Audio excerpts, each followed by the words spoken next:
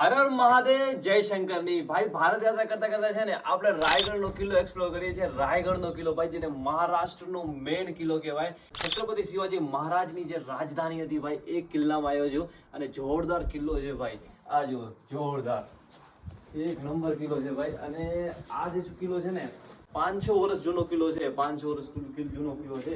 અને આપણે આ કિલ્લો આવ્યા હતા, આપણે ફરવા દર્શન કરવા આવ્યા હતા. અને છત્રપતિ શિવાજી મહારાજની અહીંયા સમાધિ છે.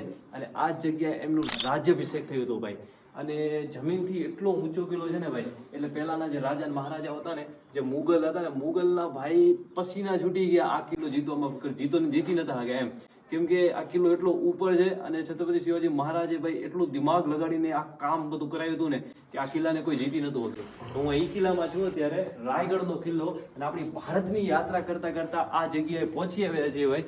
અને આખા ભારતની યાત્રા કરી છે. વિપાસર ભચાઉ કચ્છથી છું, ઓલ ઇન્ડિયા ટ્રાવેલ કરું છું ભાઈ. હર હર મહાદેવ, જય શ્રી રામ.